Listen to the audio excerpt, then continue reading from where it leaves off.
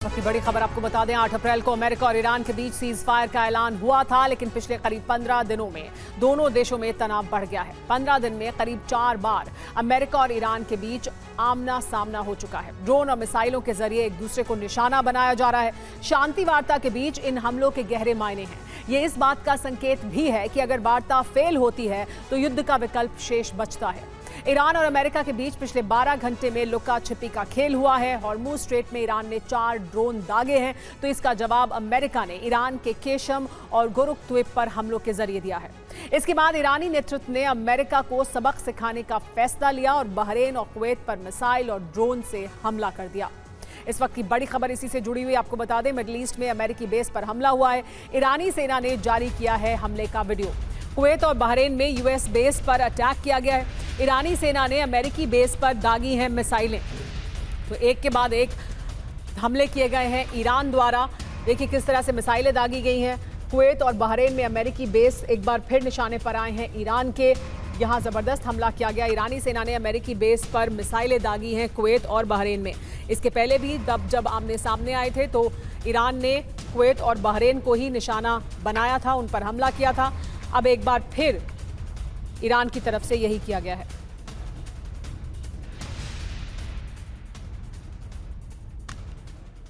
Hormuz में America के खिलाफ ईरान का एक्शन देखने को मिल रहा है। ईरान ने हॉर्मुज स्ट्रेट में ड्रोन से हमले किए हैं। अमेरिका ने 4 ड्रोन को मार गिराने का दावा किया है।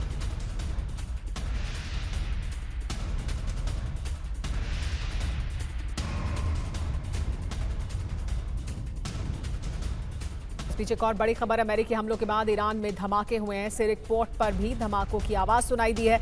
ईरानी मीडिया ने धमाकों की पुष्टि की है। देखिए किस तरह से धमाके किए गए। सिरिक पोर्ट पर भी धमाकों की आवाज सुनाई दी। यहां पर भी जबरदस्त धमाके हुए। ईरानी मीडिया ने इन धमाकों की पुष्टि भी की है।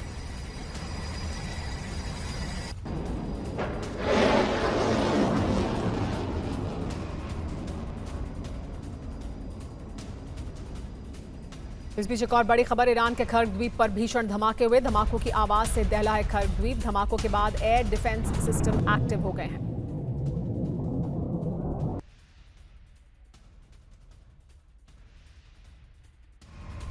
एक और बड़ी जानकारी, ईरान के हमले पर सेंटकॉम ने बड़ा बयान दिया है। ईरान ने 7 बैलिस्टिक मिसाइल से हमला किया। बहरीन और कुवैत पर बैलिस्टिक मिसाइल से अटैक किया गया।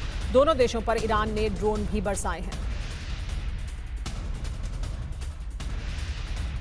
तो आइए हम आपको इसके बाद 2 तस्वीरें दिखाते हैं। तस्वीर बहरीन और कुवैत की है। अब से कुछ देर पहले ईरान के मिसाइल और ड्रोन पश्चिम एशिया के इन 2 अहम देशों में गरजे। दोनों देशों में अमेरिका के सैन्य ठिकाने हैं। ये ठिकाने अमेरिका की पश्चिम एशिया रणनीति के प्रमुख केंद्र माने जाते हैं। दरअसल कल अमेरिका ने ईरान के केशम और गुरुक द्वीप पर हमला किया था। बहरीन और कुवैत पर हमले को अमेरिकी स्ट्राइक का बदला माना जा रहा है। तो देखिए ये 2 तस्वीरें हम आपको दिखा रहे हैं। ये बहरीन और कुवैत पर हमला है। इससे पहले अमेरिका ने ईरान के 2 द्वीपों पर हमला किया था। केशम द्वीप पर हमला किया था, गुरुक द्वीप पर हमला किया था और उसके बाद ईरान ने जो हमला किया है वो बहरीन और कुवैत में किया है। और ये तस्वीरें बहरीन और कुवैत के हमले की हैं जिसमें मिसाइलें दागी गई ईरान द्वारा। दोनों देशों को एक बार फिर निशाना बनाया गया। तो पश्चिम एशिया में ईरानी इंतकाम दिखाई दे रहा है। हुआ क्या है जानिए। बहरीन और कुवैत को निशाना बनाया है ईरान ने। मनामा द्वीप पर हमला किया है ईरान ने। अमेरिकी सैन्य बेस है यहां पर, उसे निशाना बनाया गया। अमेरिका की 5th फ्लीट का हेडक्वार्टर यहां पर है, उस पर हमला किया गया। लॉजिस्टिक और कमांड सेंटर है यहां पर 5th फ्लीट का, उस पर अटैक किया गया है। ड्रोन और मिसाइल से ये हमले किए गए हैं। एयर डिफेंस इसके बाद सक्रिय हो गया। बहरीन और कुवैत में ईरान के फार्स और बुशहर से दागे गए ड्रोन। रिहायशी इलाकों में इसकी वजह से दहशत है। बड़ी बात क्या है कि केशम गुरुक द्वीप पर अमेरिका ने हमला किया था और उस हमले का इसे बदला बताया जा रहा है। तेहरान ने कागज के समझौतों को मलबे में फेंककर सीधे मिनी वॉर प्लान को अमल में लाना शुरू कर दिया है। ईरान ने साफ कर दिया है कि अगर हमारा तेल समंदर में फंसा रहा तो हम पूरी दुनिया की इकोनॉमी को समंदर में डुबो देंगे। अब सवाल ये उठ रहा है कि क्या ये खाड़ी में नए युद्ध शुरू होने का सिग्नल तो नहीं है। और इसके लिए एक साथ कई फ्रंट खुल सकते हैं, क्योंकि इन जगहों पर ईरान बड़ी नाकाबंदी करने की तैयारी में है। फारस की खाड़ी, हॉर्मुज स्ट्रेट, ओमान की खाड़ी, बाब अल मंदेब स्ट्रेट, अदन की खाड़ी, यानी अमेरिका ने नाकाबंदी खत्म नहीं की तो ईरान अरब से पूरी दुनिया में जाने वाला तेल रोक देगा। अलग अलग 5 फ्रंट पर ब्लॉकेड लगा देगा। और इसकी सबसे बड़ी वजह है ईरान की इकोनॉमी का गिरना। ईरान की तेल सप्लाई रुक गई है। अमेरिका ने शैडो फ्लीट पर भी अंकुश लगा दिया है। चीन भी दूसरे देशों से तेल ले रहा है। अब ईरान के पास जो विकल्प हैं वो समझिए। पहला विकल्प है अमेरिका के सामने सरेंडर। दूसरा विकल्प है अमेरिका की नाकाबंदी तोड़ दे। तीसरा विकल्प है अरब देशों पर हमला करके दबाव बनाए। अगर पहले विकल्प को छोड़ दिया जाए, बाकी के 2 विकल्प का अर्थ है भयंकर युद्ध। हॉर्मुज का भविष्य सिर्फ ईरान और ओमान तय कर सकते हैं। किसी तीसरे देश की मध्यस्थता की गुंजाइश नहीं है। हॉर्मुज स्ट्रेट 3 देशों की समुद्री सीमा में है, जिसमें उत्तर में ईरान, दक्षिण में ओमान, जबकि दक्षिण पश्चिम में यूएई लगता है। लेकिन जिस उथले हिस्से से जहाज गुजरते हैं वो 3-3 किलोमीटर की शिपिंग लेन और 3 किलोमीटर का बफर जोन ईरान और ओमान की समुद्री सीमा में आता है। ईरान का मिशन 300 कभी भी आरंभ हो सकता है, जिसके तहत वो अरब देशों के अलावा इजराइल तक प्रहार कर सकता है। इसके लिए उसके पास 2000 किलोमीटर की रेंज वाली मिसाइलें हैं।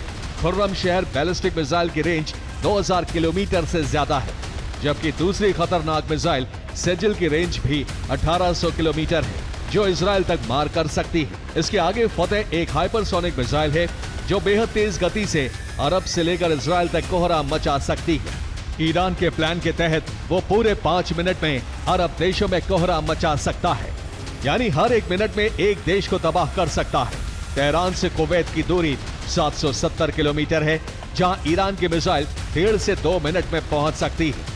इससे आगे बहरीन की दूरी 1050 किलोमीटर है, जहां तक ईरान से मिसाइलें महज 2.5 से 3 मिनट में पहुंच सकती हैं। कतर की तेहरान से दूरी 1150 किलोमीटर है, जहां ईरान 2.5 से 3 मिनट में हमला कर सकता है, जबकि यूएई ईरान से 1200 किलोमीटर दूर है, जहां ईरानी मिसाइलों को पहुंचने में 3 से 3.5 मिनट का वक्त लगेगा। सऊदी अरब 1300 किलोमीटर दूर पड़ता है, वहां हमले में 3.5 से 4 मिनट का समय लगेगा, जबकि तेहरान से सबसे ज्यादा दूर इजराइल है, जो 1600 किलोमीटर दूर पड़ता है। वहां 4 से 5 मिनट में ईरान की मिसाइलें तबाही मचा सकती हैं। और इस वक्त की बड़ी खबर, ईरानी मिसाइल नेटवर्क पर ट्रंप ने बड़ा दावा किया है। ईरान के पास 21% मिसाइलें बची हुई हैं, कहा है ट्रंप ने। ईरान को समझौता करना ही होगा, ये भी कह दिया है। ईरान के पास कोई विकल्प नहीं है, ट्रंप का कहना है। हमें ईरान के मिसाइल ठिकानों की सटीक जानकारी है।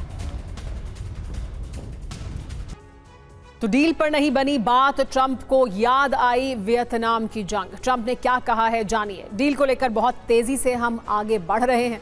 ईरान जंग के अभी सिर्फ 3 महीने ही हुए हैं। अमेरिका वियतनाम जंग 19 साल तक चली थी। अभी तक ईरान से कोई डील नहीं हुई है। ट्रंप के बयान के मायने क्या हैं वो समझिए। युद्ध जल्दी खत्म होने के आसार नहीं हैं। ईरान अभी झुकने को तैयार भी नहीं है। निकट भविष्य में डील के आसार दिखाई नहीं दे रहे हैं। हॉर्मुज स्ट्रेट में अभी तनाव यानी जारी रहेगा। डोनाल्ड ट्रंप जो कह रहे हैं उसके जो अर्थ हैं वो यही निकलते हैं। लेकिन जून के पहले ही हफ्ते में 3 बार युद्ध विराम उल्लंघन हो चुका है। रिपोर्ट्स की माने तो अब मुश्तबा ने एक नए प्लान पर काम शुरू कर दिया है। ये प्लान अरब में डर फैलाने से शुरू होता है और इसका अंत होगा खाड़ी के 2 देशों के विखंडन पर। दावा है कि ईरान अरब देशों में मौजूद दरार को गहरा कर उन्हें आपस में लड़ाने की तैयारी में है।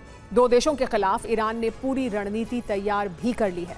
कौन से हैं ये 2 देश और क्या है मुश्तबा का संपूर्ण प्लान, इस रिपोर्ट में देखिए। ओमान के मीना अल फहल तेल टर्मिनल पर हमला हुआ। ड्रोन 2 बोआई टर्मिनल के बीच गिरा। सुरक्षा कारणों से टर्मिनल को बंद कर दिया गया। हालांकि कुछ देर बाद इसे फिर शुरू कर दिया गया है। अगर यूएई और कुवैत इजराइल का साथ देते हैं तो अबू धाबी सऊदी अरब को दे दिया जाएगा, जबकि बूबियान द्वीप इराक को मिलेगा। यूएई में सबसे ज्यादा तेल बुहासा क्षेत्र में मौजूद कुओं से निकलता है, जो अबू धाबी के दक्षिण पश्चिमी रेगिस्तानी इलाके में मौजूद है। यहाँ से प्रतिदिन लगभग 6,50,000 बैरल कच्चे तेल का उत्पादन होता है।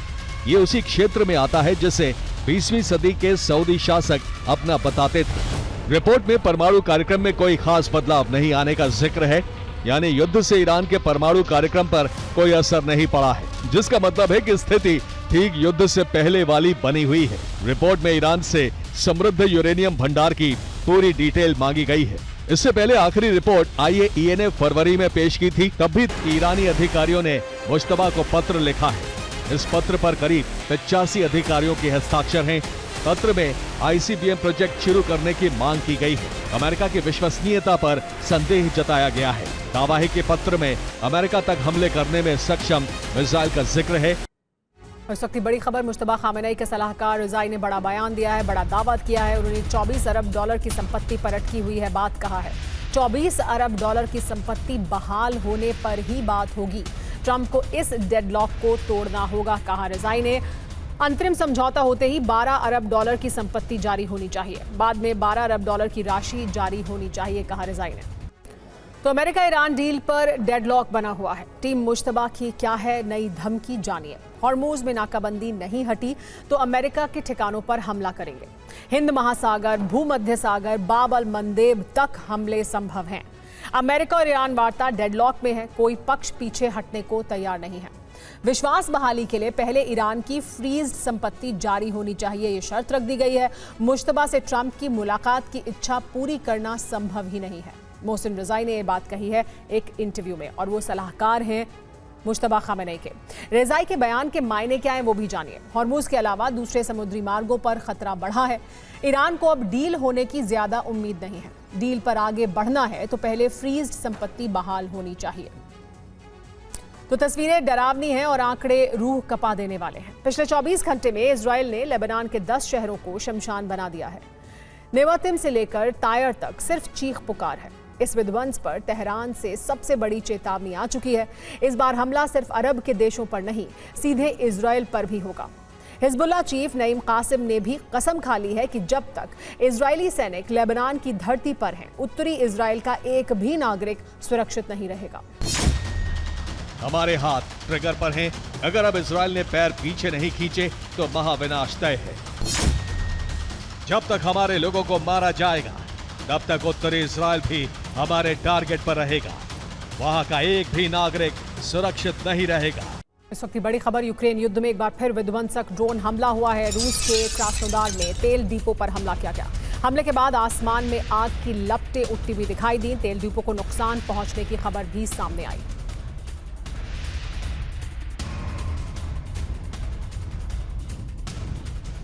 एक और बड़ी खबर, रूस में एक और तेल रिफाइनरी पर हमला हुआ है। ट्यूमेन क्षेत्र में एंटीपिस्ट की रिफाइनरी पर अटैक किया गया है। रूस की सबसे बड़ी निजी रिफाइनरियों में से ये एक है जिस पर हमला हुआ। सालाना 9 मिलियन टन से अधिक का उत्पादन यहां होता है। एक और बड़ी खबर, यूक्रेन के पोल्टावा ऑयल डिपो में भी आग लग गई है। 100 मीटर ऊपर तक आग की लपटें उठती हुई दिखाई दी।